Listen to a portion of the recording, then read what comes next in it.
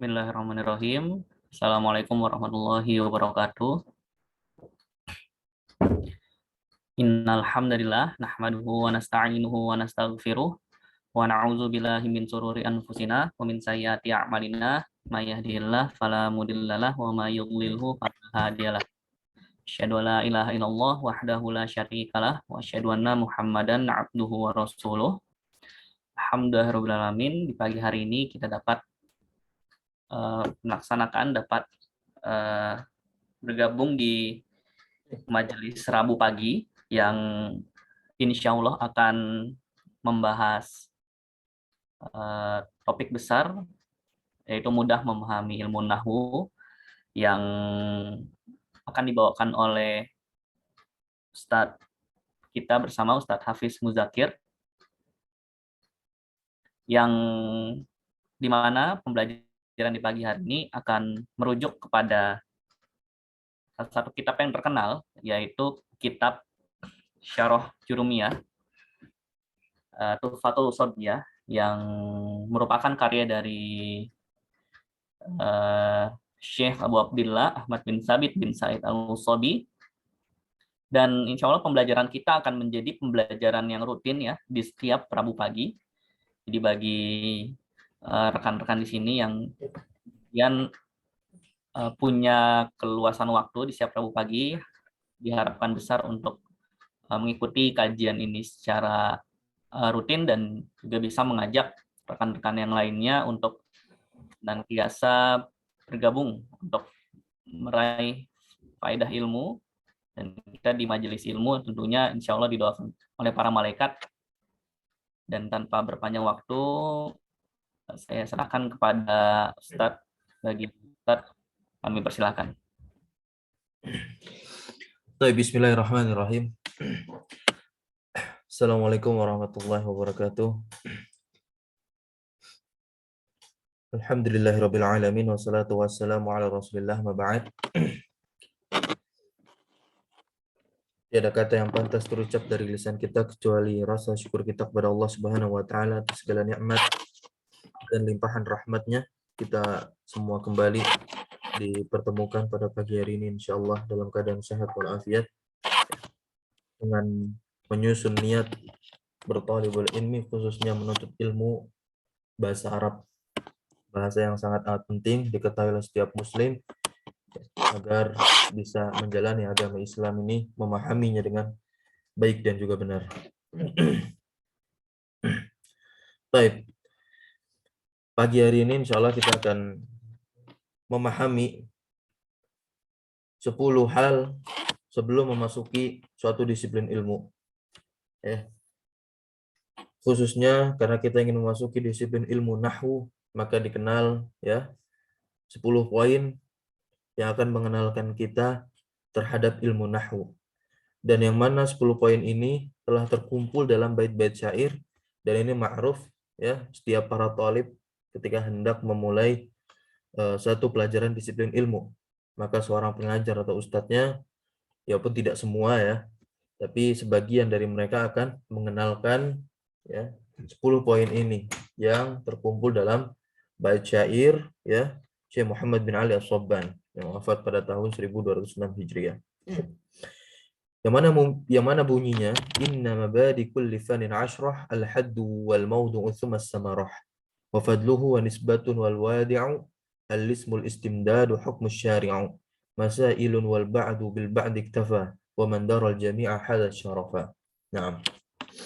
Artinya inna mabadi, sesungguhnya mabadi dasar, kulli fanin, setiap disiplin ilmu, maksudnya asyratu, ada 10, yaitu al-haddu. Al-haddu adalah definisi, dan juga wal maudu'u, dan juga maudu'nya, tema pembahasan dari ilmu yang akan dipelajari. Tsummas samarah, dan kemudian adalah samarah, atau samrah, yaitu buah hasil dari kita mempelajari ilmu tersebut, apa? Lalu wafadluhu, dan juga wajib bagi kita mengetahui keutamaan ilmu yang akan kita pelajari. Wa nisbatun, dan nisbah ilmu tersebut ke ilmu apa saja. Wal wadi'u, dan peletak disiplin ilmu itu siapa? Kita wajib mengenalnya. Al ismul istimdadu. Ya. Dan ismu dan nama dari ilmu itu apa? Al istimdadu hukmu syari'u. Al istimdadu yaitu apa? Pengambilan sumbernya, ya. Sumber dari ilmu tersebut apa? Lalu hukmu syari'u, hukum syar'i, ya. Untuk mempelajari ilmu tersebut apa bagi kita?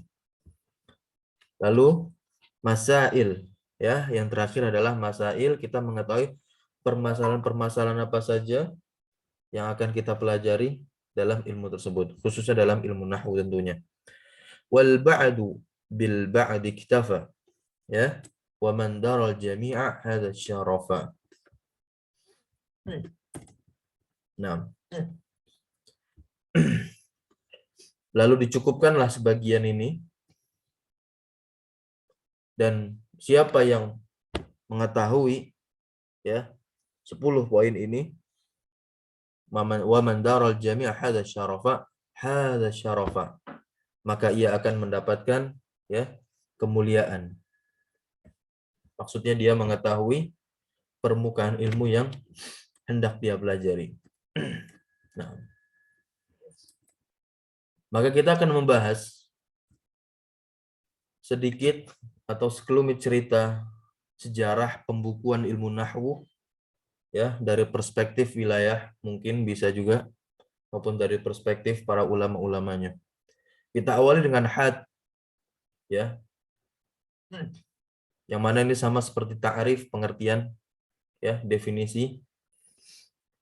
Nah, definisi dari ilmu nahwu sendiri, ya, hadduhu ilmun biqawaidin yu'rafu, ya, qawaid yu'rafu biha ahkamul kalimatil arabiyyati hala tarkibiha minal i'rabi wal bina'i wa ma yatsba'uha. Hadduhu, definisinya, ilmun biqawaid yu'rafu, ya, ilmu yang diketahui dengannya kaidah-kaidah, ya, atau hukum-hukum kata bahasa Arab, ya. Ketika kata itu tersusun dalam kalimat, dan juga diketahui juga i'rab dan bina dari setiap kata yang ada di dalam kalimat. Wa ma yatsba'uha, dan apa-apa yang mengikutinya nanti. Inilah definisi dari ilmu nahwu, ya. Mengetahui hukum kata di dalam kalimat, ya, dan juga mengetahui i'rabnya. Berarti ini juga tujuan, ya. Sama seperti pengantar yang diberikan oleh Fuad Ni'mah dalam kitabnya Mulakhas. Ya. Lalu juga terdapat definisi lain, ya, perihal ilmu nahwu ini. Perihal ilmu nahwu ini. Pertama, definisinya yang bersifat umum, ya, yang dikemukakan oleh para ulama mutaqaddimin, ulama-ulama di masa awal ilmu nahwu ini terbentuk. Al-ilmu al-mustakhraju bil maqayisil mustanbitati min istiqra'i kalamil arabi al-musilati ila ma'rifati ahkami ajza'ihi allati talafa minha. Ilmu yang dihasilkan bil maqayis, dengan kias-kias, ya, al-mustanbithah, ya, yang dapat menyimpulkan min istiqra'i kalamil Arab, dari perkataan orang-orang Arab, ya, yang menyampaikan ila ma'rifati ahkami, kepada pengetahuan terhadap hukum-hukum ajza'ihi, bagian-bagiannya, allati i'talafa minha, ya, yang menyatu di dalamnya. Yang mana definisi ini dikemukakan oleh Ibnu Usfur dalam kitabnya At-Taqrir, jilid pertama halaman 45, yang dikutip oleh Al-Ashmuni dalam syarahnya terhadap Alfiyah Ibnu Malik. Menurut Al-Ashmuni, definisi ini adalah definisi ilmu nahwu yang bersifat umum, sama dengan ilmu bahasa Arab, ilmu Arabiyah. Sehingga berdasarkan definisi ilmu tasrif juga tercakup di dalamnya. Ya, salah satu ilmu di dalam ilmu sharaf.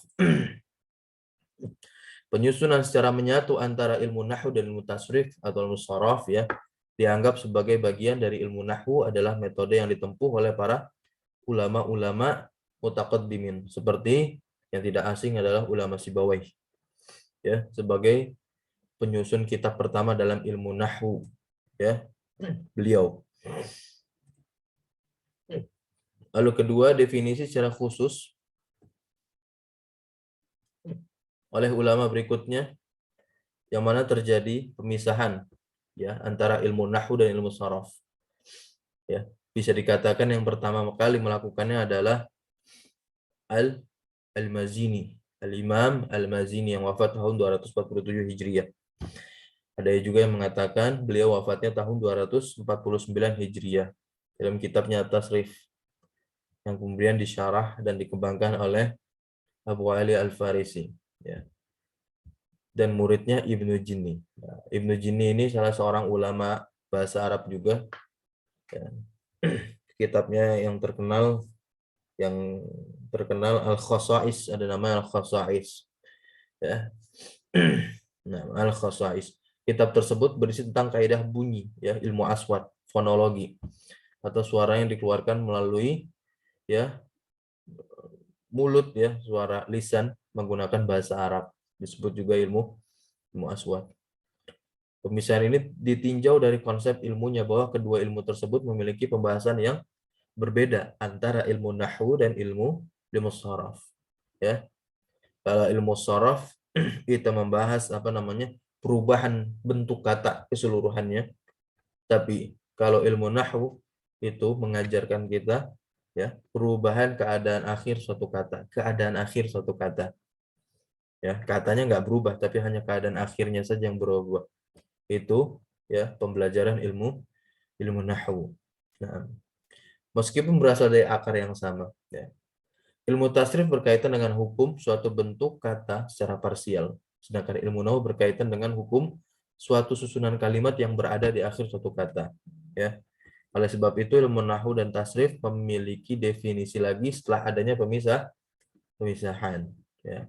Maka definisi ada dilontarkan terkait ilmu nahwu, ya, ilmun biqawanin yu'rafu biha ahwalut taraqib al-arabiyyah min al-i'rab wal bina'i wa ghairihima.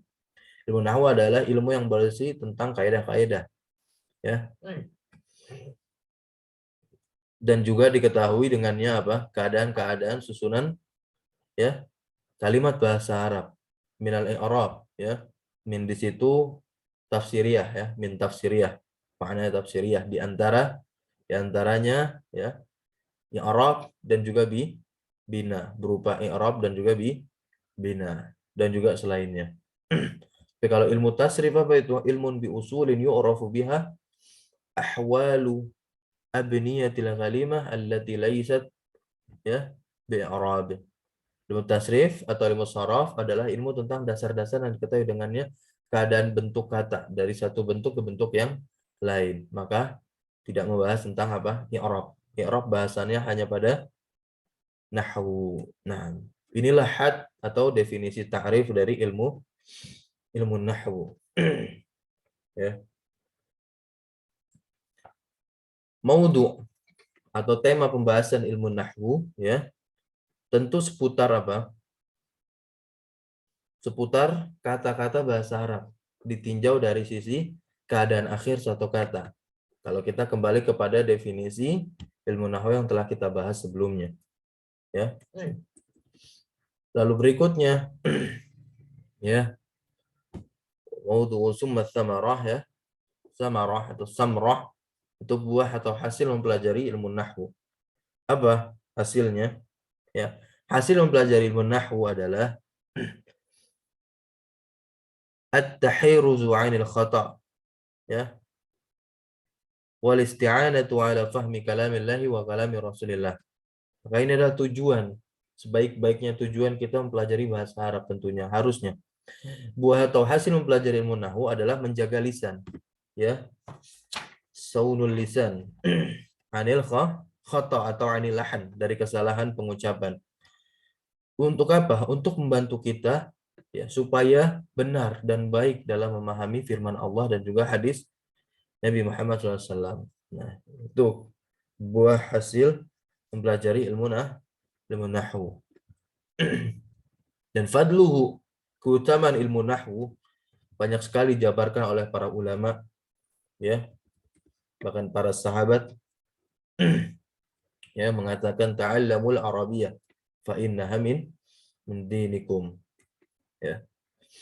Keutamaan ilmu nahwu, ya, karena mulia dari manfaatnya berkaitan dengan Al-Qur'an dan juga sunnah, maka sudah jelas keutamaan ilmu nahwu begitu utama dan juga mulia. Nah, Abul Barakat Al-Ambari pernah berkata dalam kitabnya Lum'aul Adillah fi Usulin Nahwi, ya. Apa kata beliau? Wadzalika anna a'immatal ummati minas salafi wal khalafi ajma'u qatibatan ala annahu syartun fi rutbatil ijtihad. Ya. Tiada lain hal tersebut, ya. Hal itu karena para imamnya umat dari karangan salaf, ulama-ulama terdahulu maupun khalaf yang sekarang setelah salaf telah bersepakat, ya, telah bersepakat ajma'u, ya, semuanya qatibatan, bahwa ilmu nahwu itu adalah apa? Syartun fi rutbatil ijtihad. Adalah syarat untuk sampai pada derajat ijtihad. Berarti apa? Wa annal mujtahida law jama'a jami'al ulum lam yablugh rutbatal ijtihad hatta ya'lama min qawaidin nahwi ma yu'rafu bihi al-ma'ani al-muta'alliqatu ma'rifatuha bihi minhu. Ya, seorang yang mujtahid kalaulah ia mengumpulkan semua ilmu, ia tidak akan pernah sampai pada derajat ijtihad kecuali ia mengetahui di antaranya kaidah-kaidah nahwu. Maka ini adalah syarat bagi seseorang tentunya yang ingin berbicara tentang hukum Islam. Saya katakan berbicara tentang hukum Islam. Kalau mengajak, ya semua orang itu tugasnya sebagai seorang dai. Baik. Hanya dengan dapat diketahui makna-makna yang berkaitan dengan ijtihad, yaitu dari ilmu nahwu. Ya, berarti penting sekali untuk mempelajari ilmu ini. Lalu nisbah, ya, sandaran ilmu ini kepada ilmu yang lainnya kemana saja, ya.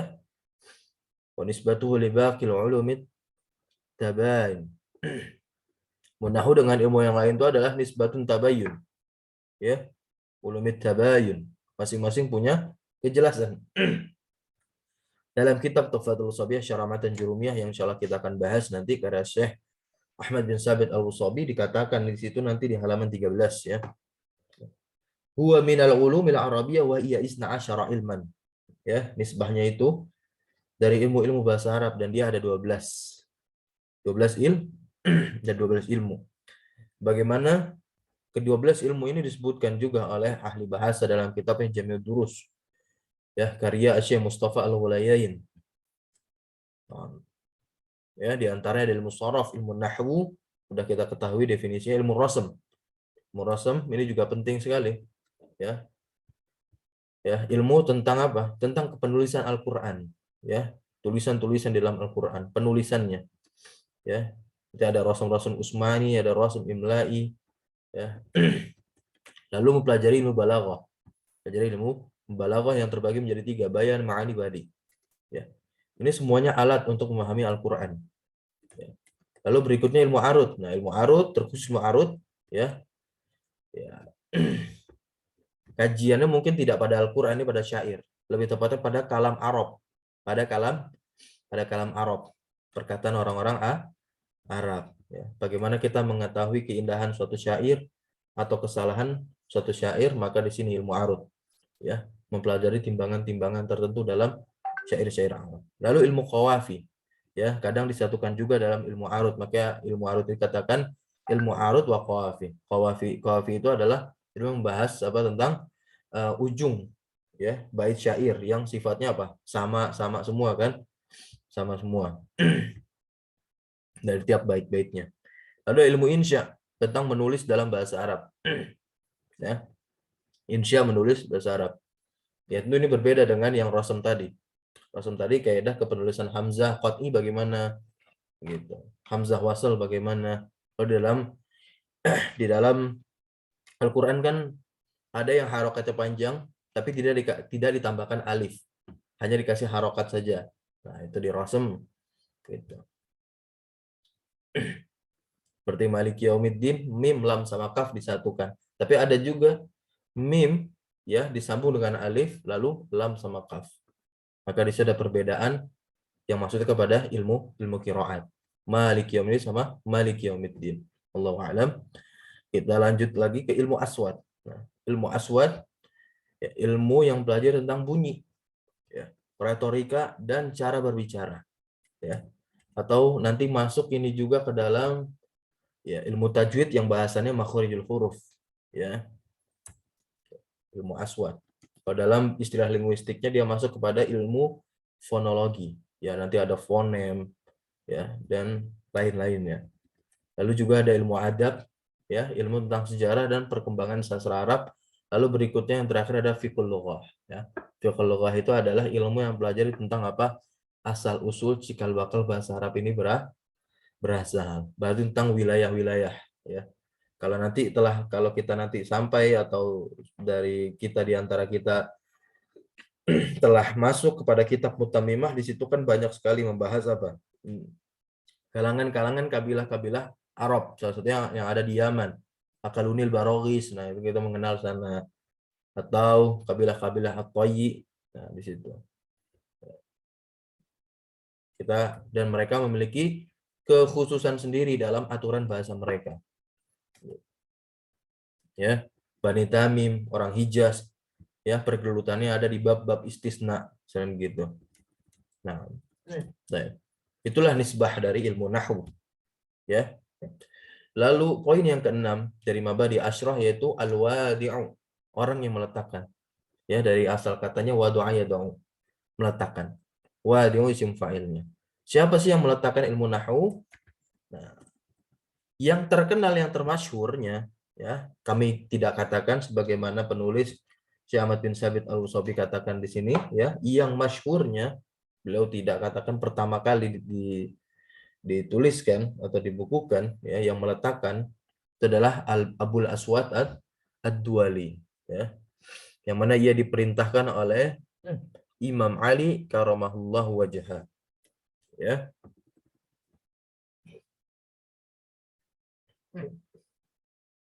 Siapa itu Abul Aswad Ad-Duwali? Abul Aswad Ad-Duwali adalah seorang tabi'in.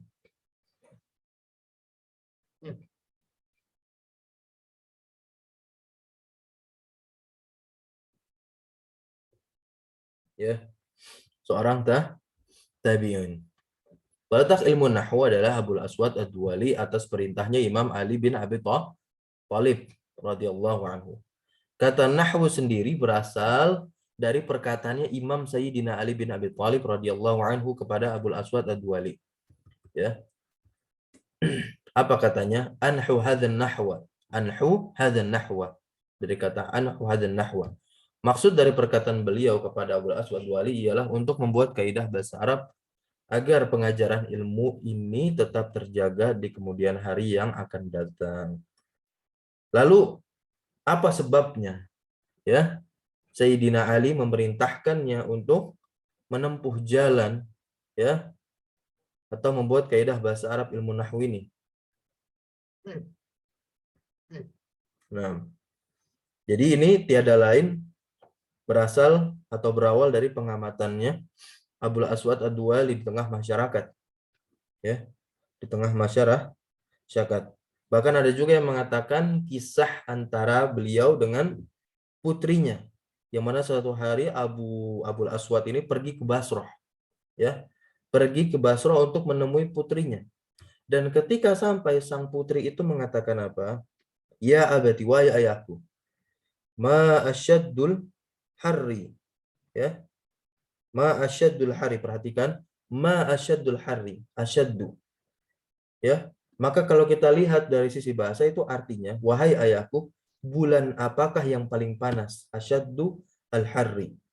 Ya. Kemudian Abul Aswad menjawab sesuai dengan pertanyaan tadi.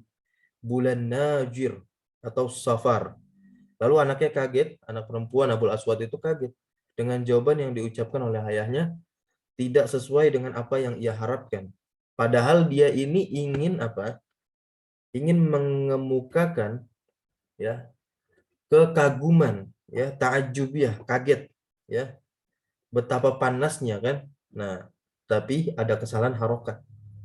Nah, wahai kata putri, wahai sesungguhnya aku tidak bertanya kepadamu akan tetapi mengabarkan akan cuaca saat ini.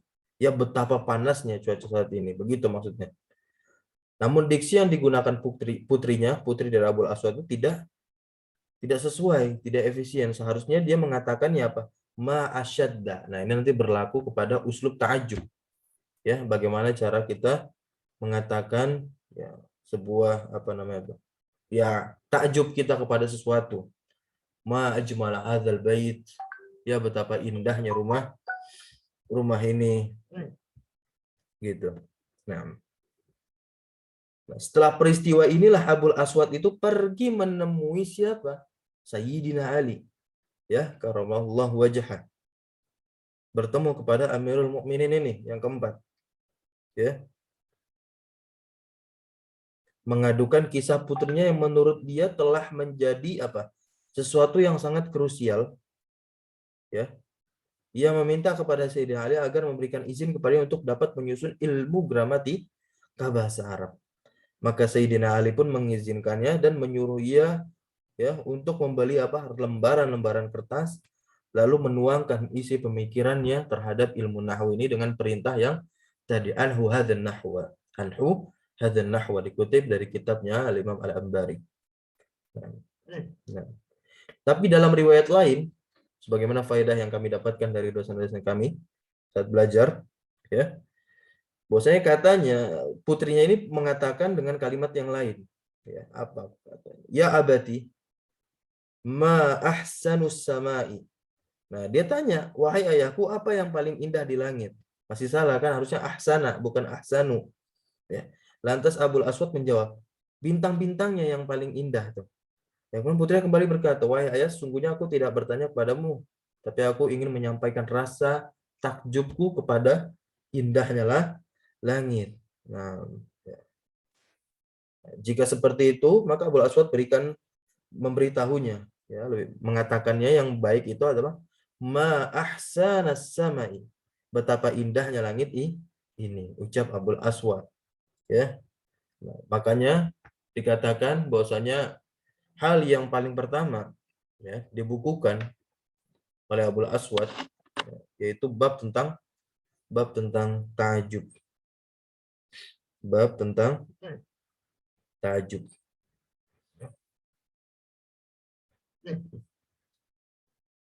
Ya. Nah.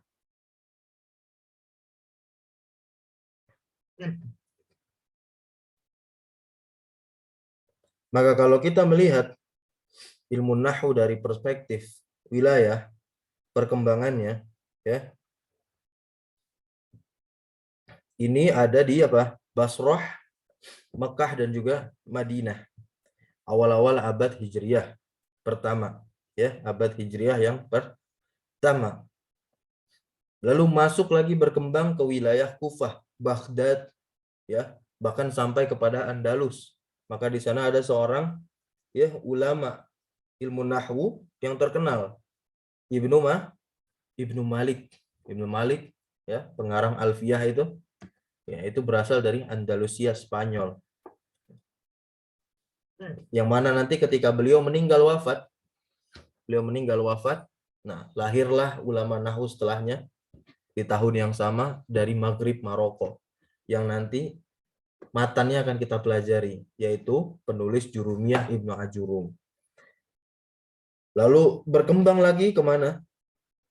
Ke Mesir. Lalu berkembang lagi ke wilayah Damaskus. Ya. Bahkan sampai pada Najd, Yaman. dan Eropa, bahkan berkembang di Asia Selatan bahasa Arab ini. India, bahkan sampai ke negara-negara lainnya seperti ya Rusia dan negara-negara non-Arab yang terjadi pada abad belasan-belasan Hijriyah.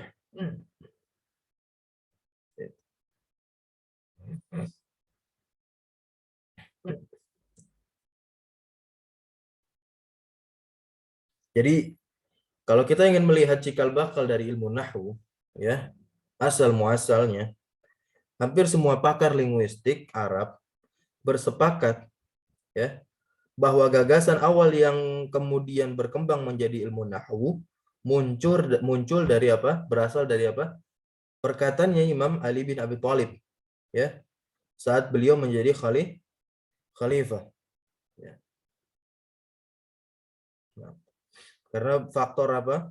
Ya, terutama adalah usaha pemurnian bacaan Al-Qur'an dari apa? Lahan, ya. Agar orang-orang itu tidak salah dalam membaca Al-Qur'an, ya.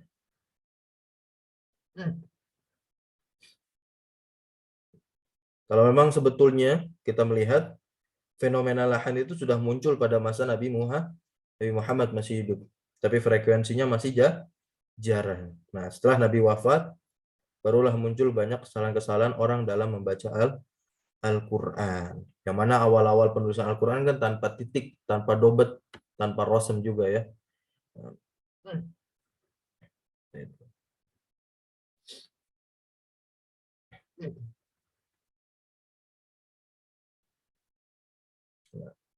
Dan perihal peletak dasar ilmu nahwu, ya, mengenai tokoh yang dapat disebut sebagai peletak batu pertama, ya, kita anggap seperti itu, batu pertama ilmu nahwu diletakkan oleh ya Abul Aswad Ad-Duali tadi, ya.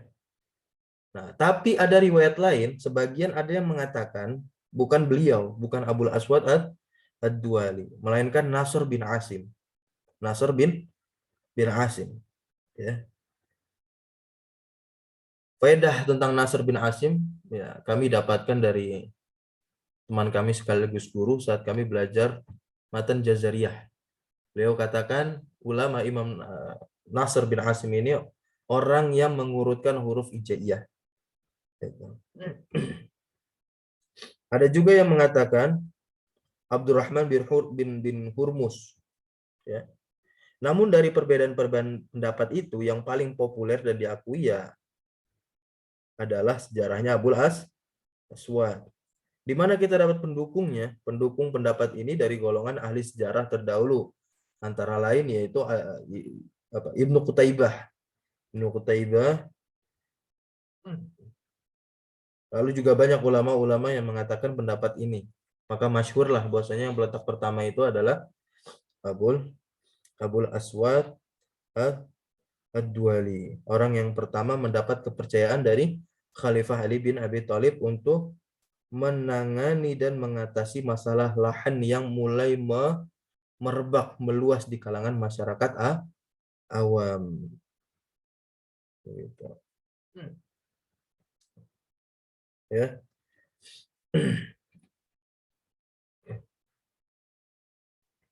Ali bin Abi Thalib memilih Abul Aswad untuk hal ini karena ia adalah seorang apa? Ya, seorang cendekiawan yang jenius di Basrah. Ya, beliau berasal dari Basrah, salah satu kota yang ada di Irak.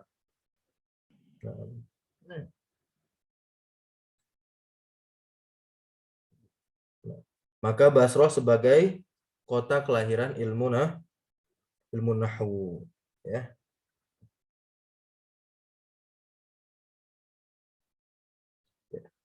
Atas jasanya tadi dalam memberi tanda misalkan ya tanda baca dalam Al-Qur'an, ya. Abul Aswad kemudian dikenal sebagai peletak dasar ilmu i'rab. Ya. Karena ini salah satu bahasan dalam ilmu nahwu nanti ilmu i'rab. Dan setelah itu banyak orang yang datang kepadanya untuk apa? Mempelajari apa? Ilmu, ya, ilmu tentang rasm. Bahkan tentang belajar ilmu qiraat. Nah, jadi para ulama bahasa Arab terdahulu beliau pakar dalam ilmu qiraat. Tentu jelas, ya. Karena di Arab itu yang paling pertama kali adalah apa? Wajib menghafalkan Al-Qur'an terlebih dahulu. Ya.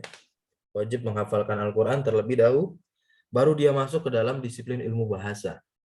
Ya. Nah, dia masuk ke dalam ilmu qiraat. Karena berkaitan ilmu bahasa dengan ilmu qiraat.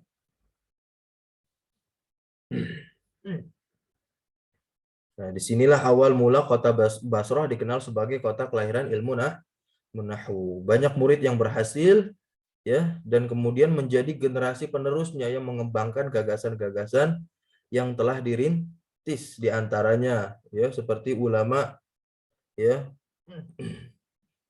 Ma'dan, namanya Ma'dan yang dikenal dengan panggilan Anbasah al-Fil, ya.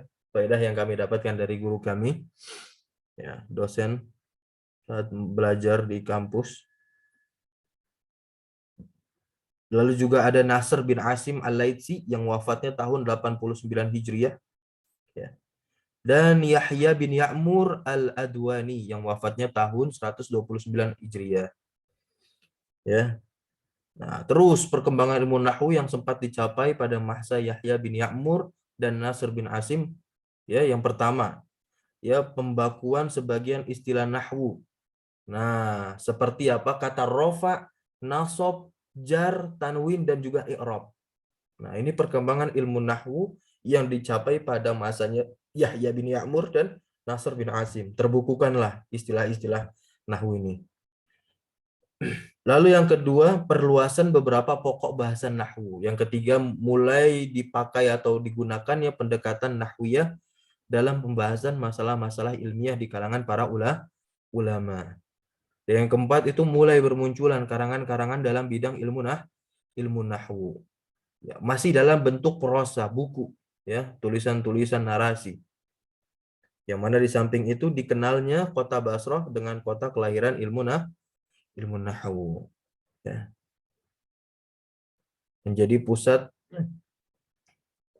pengajian dan juga penelitian di bidang tersebut. Maka ketika nanti kita belajar bahasa Arab, ya, secara mendalam, kita akan dihadapkan dengan dua madrasah besar, yaitu madrasah Kufah dan Basrah. Dan masing-masing dua madrasah ini, dua wilayah ini memiliki imamnya, ya. Basrah ini diimami oleh Al-Imam Sibawayh yang pendapat nahwunya itu selalu dipegang. Lalu imam dalam madrasah Kufah itu Al-Imam Al-Kisai. Al-Imam Al-Kisai. Ya, salah seorang ulama qiraat juga. Ya. Nah, ini terjadi apa? Sering terjadi perselisihan. Contohnya istilah khafat dan jar nanti. Ya, istilah khafat dan jar dalam i'rab. Khafat dipakai oleh madrasahnya Kufah, ya. Tapi kalau jar dipakai di madrasahnya Sibawayh, yaitu Basrah. Maka para ulama lebih memilih pendapat Basrah, ya. Karena beliau katakan sendiri, Imam Sibawayh meneliti bahasa Arab ini, ya, masuk dari kampung ke kampung, ya, melihat fenomena bahasa yang terjadi di kalangan masyarakat Arab, ya. Beliau sendiri yang meneliti hal tersebut, lalu beliau bukukan hasil penelitiannya dalam buku yang berjudul Al-Kitab, ya, berjudul Al-Kitab.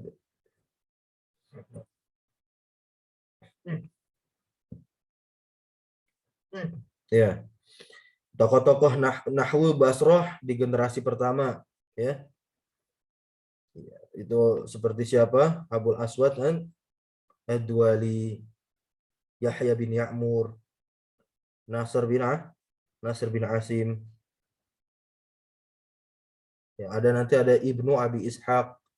Kemudian ketiga murid dari Ibnu Abi Ishaq seperti Isa bin Umar, Abu Amr bin A'la, dan Yunus bin Hubaib. Nah, ya.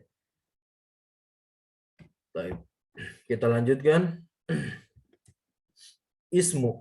nama dari ilmu nahwu, ilmu nahwi, ya, ilmu nahwu. Ya. Nama ilmu dari yang kita akan pelajari adalah ilmu nahwu tentang tata bahasa Arab. Ya.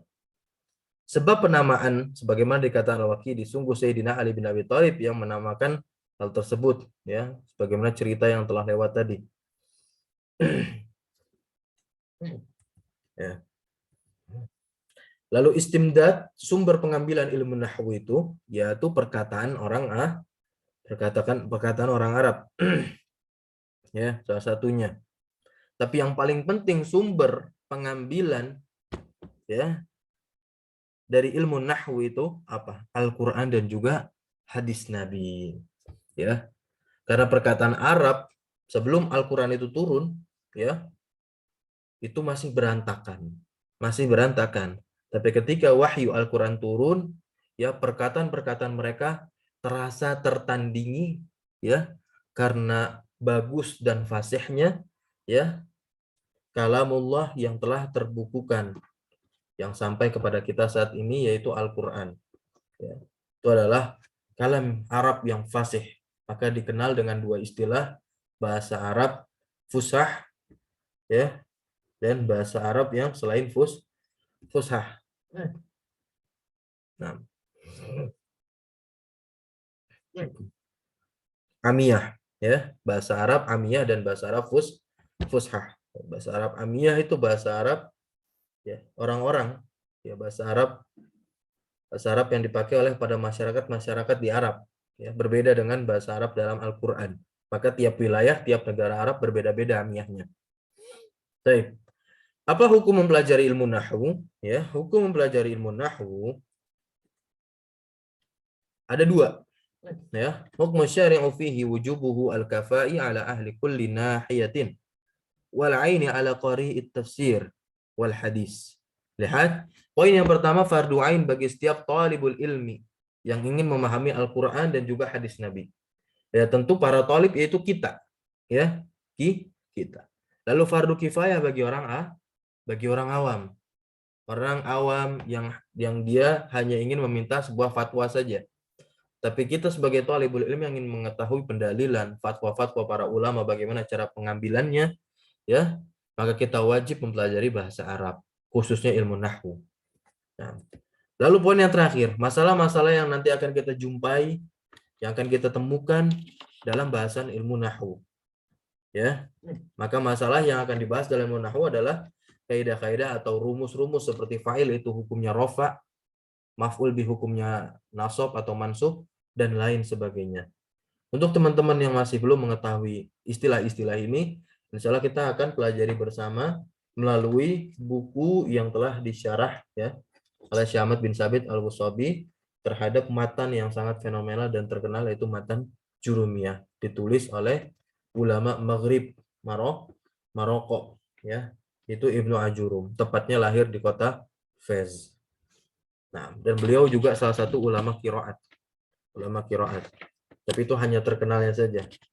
Adapun buku tentang qiraat, ya, Allah wa'ala, mana tidak mengetahuinya, bisa nanti ditanyakan kepada yang pakar di bidang qiraat.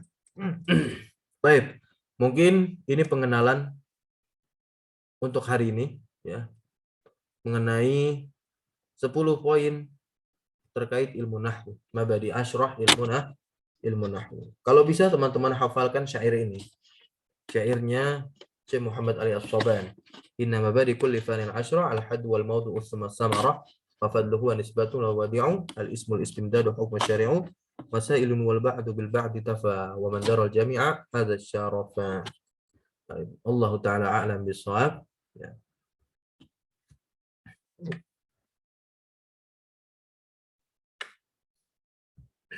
Mungkin ada yang ingin ditanyakan?